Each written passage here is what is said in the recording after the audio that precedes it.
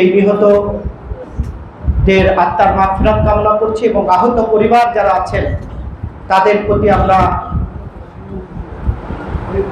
সবাই সদৃষ্টি রাখবো, এটা আমাদের আজকে প্রত্যাশা। এখানে এসে অনেক হতাশা বেদনার কথা শুনতে হচ্ছে।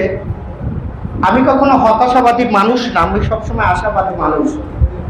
কারণ শহীদ প্রেসিডেন্ট জিয়াউর রহমানের যে আদর্শ, সেই আদর্শ থেকে আমরা শিখেছি হতাশা আমাদের মধ্যে থাকবে, বেদনা আমাদের মধ্যে থাকবে, কিন্তু এই ধরনের মিটিংয়ে আমাদের হতাশা এবং বেদনার কথা যখন আমরা নেতা প্রকাশ করব তখন কর্মী পর্যায়ে দুর্বল হয়ে যাবে। এই বিষয়টা কিন্তু আমাদের মাথায় রাখতে হবে। আমাদের ছাত্র দলের পৌর সভাপতি রজব এবং রেদা যে বক্তব্য দিয়েছেন, আমি তাদের বক্তব্যের সঙ্গে একমত, কিন্তু তাদেরকে আমি ভাই হিসাবে বলবো, রাজনীতির পথে অনেক কাঁটা থাকে, সেই কাঁটাগুলো তুলে তুলেই রাজনীতি করে বড় হতে হয়। কাজে আমাদেরকে ধৈর্যের সাথে সবকিছু মোকাবেলা করতে হবে। আমরা যদি মোকাবেলা করতে ব্যর্থ হই তাহলে আগামী দিনের যে প্রজন্ম তারা নেতৃত্ব হারাবে, এ দেশের নেতৃত্ব হারাবে। আজকে যারা জুলাই নিয়ে চিৎকার করছেন আমরা দেখছি তাদের কিন্তু কোনো পুঁজি নেই। তাদের জন্ম হয়েছিল 1941 সালে 26শে আগস্ট পাকিস্তানের লাহোরে। সেই লাহোরে জন্ম হওয়ার পরে তাদের কি অবস্থা আমরা কিন্তু দেখতে পাচ্ছি। এই জামাতিরা বাংলাদেশে গত 3-4 দিনে যে উস্কানি দিয়ে বাংলাদেশে অরাজকতা করার চেষ্টা করছে, এই বিষয়গুলো কিন্তু আমাদের গভীরভাবে পর্যবেক্ষণ করতে হবে।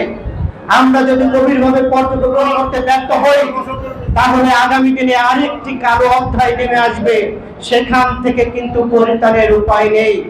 আজকে যখন শহীদ প্রেসিডেন্ট জিয়াউর রহমানের ছেলে সুযোগ্য পুত্র আমাদের প্রিয় নেতা প্রধানমন্ত্রী তারেক রহমান সফলতার সাথে কূটনীতিক সফলতার সাথে দেশ পরিচালনা করছেন, তখনই দেশি বিদেশি প্রভুরা নানান রকম ষড়যন্ত্র করার জন্য আমাদের উস্কে দেওয়ার চেষ্টা করছে।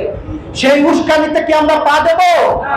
আমরা যদি উস্কানিতে পা দেই তাহলে দেশ গড়ার যে প্রত্যয়, সেখানে কিন্তু আমাদের বাধাগ্রস্ত হবে। কাজে কে কি বললো আর কি বললো না সেটা নিয়ে আমাদের মাথা ঘামানো যাবে না। আমাদের মাথা ঘামাতে হবে প্রধানমন্ত্রী জনাব তারেক রহমান গত 4 মাসে বাংলাদেশের মানুষের জন্য কি করেছে, সেই কাজের সেই কথাগুলো জনগণের কাজ করায় আমাদেরকে পৌঁছে দিতে হবে। আমাদের কাজ নয় যারা আমাদেরকে উস্কানি দিবে তাদের বিরুদ্ধে আমার লড়াই করা। আমাদের লড়াইটা হলো এই দেশের জনগণের ভাগ্যের উন্নয়ন কিভাবে করতে হয়, এদেশের মসজিদ মাদ্রাসা, এদেশের রোড ঘাট, এদেশের সকল স্কুল কলেজ মাদ্রাসা কিভাবে আগামী দিনে ডেভেলপ হবে, সেই কাজে আমাদেরকে সবাই এক হতে হবে এবং লড়াই করতে হবে। আজকে জামাত শিবির যে তাণ্ডব গত 3 দিনে বাংলাদেশের রাজনৈতিক অঙ্গনে তারা করার চেষ্টা করছে, এতে প্রমাণ হয় বাংলাদেশে তারা অরাজকতা করার চেষ্টা করছে।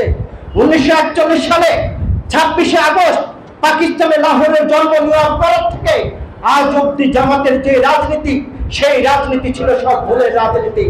আমরা দেখেছি 1971 সালে আমাদের মা বোনদের উপরে কিভাবে নির্যাতন নিপীড়ন করেছে, দর্শন করেছে।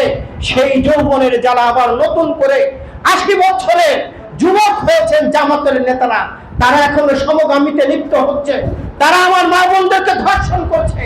এদেরকে প্রতিহত করতে হবে রাজনীতি দিয়ে, এদেরকে মোকাবেলা করতে হবে রাজনীতি দিয়ে। আজকে এখানে একজন ওলামা দলের নেতা যে আক্ষেপ করে বক্তব্য দিয়েছে, আমি তার বক্তব্যের সঙ্গে একমত। আমরা যারা নেতৃত্বে আছি আমাদেরকে মাথায় রাখতে হবে এখানে সরকারি কাজকর্ম যা আসবে, আমাদের কিন্তু একজন এমপিতে হয়েছে, সে এই অঞ্চলের উন্নয়নের জন্য তাকে দেওয়া হয়েছে। কিন্তু উপজেলার যারা নেতৃবৃন্দ আছেন, আমি রাজনৈতিক নেতৃবৃন্দের কথা বলছি না, উপজেলায় যারা সরকারি কর্মকর্তা আছেন আমি তাদের কথা বলছি, তারা যদি তলে তলে কিছু করার চেষ্টা করছেন, আমরা কিন্তু হাতে চুরি পড়ে থাকবো না ভাই।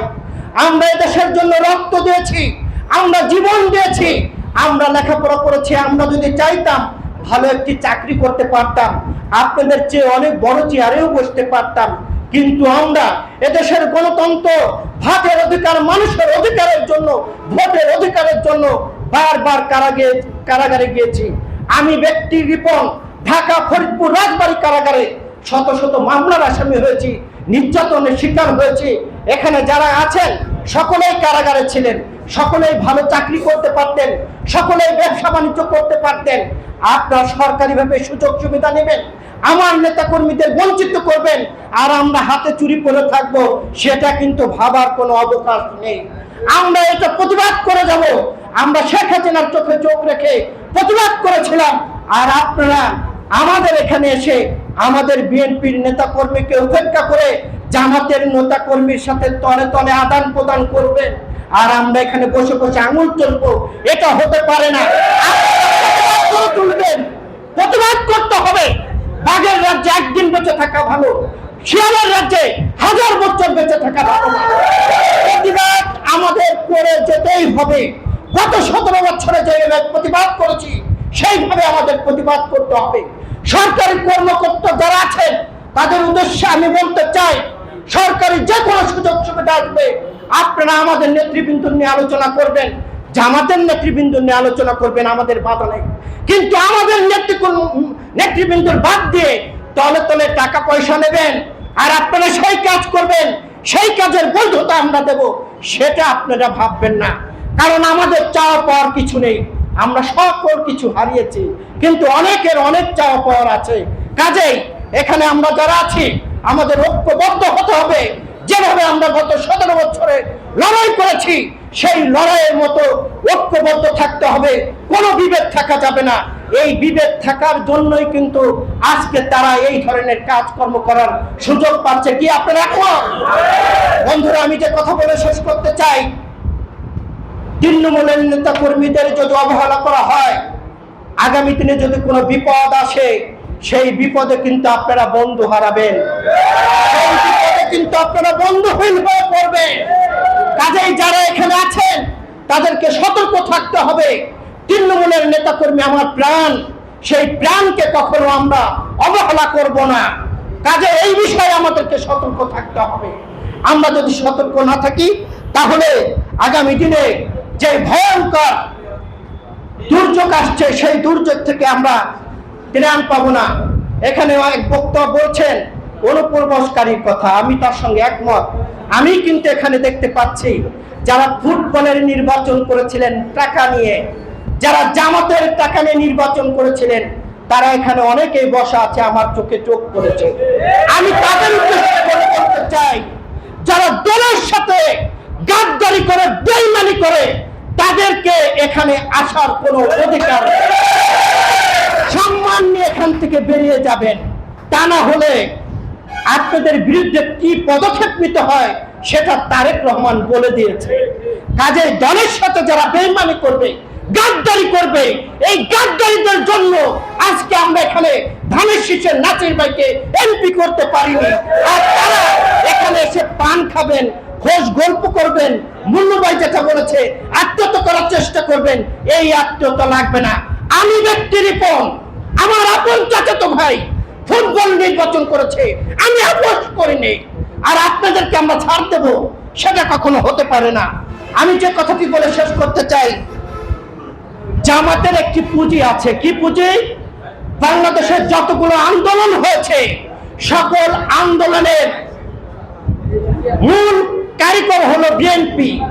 জামাতের যে পুঁজি, সেই পুঁজি হলো তারা জুলাইকে বাঁচার চেষ্টা করছে। এই জুলাই কোনো মানুষের জুলাই, এই জুলাই কোনো ব্যক্তির মানুষের নয়, কোনো দলের নয়। সকল ঐক্যবদ্ধ থাকার আহ্বান জানিয়ে আমি আমার কথা শেষ করছি। দেখা হবে রাজপথে, কথা হবে স্লোগানে, হয় লাশ না ইতিহাস। আল্লাহ হাফেজ।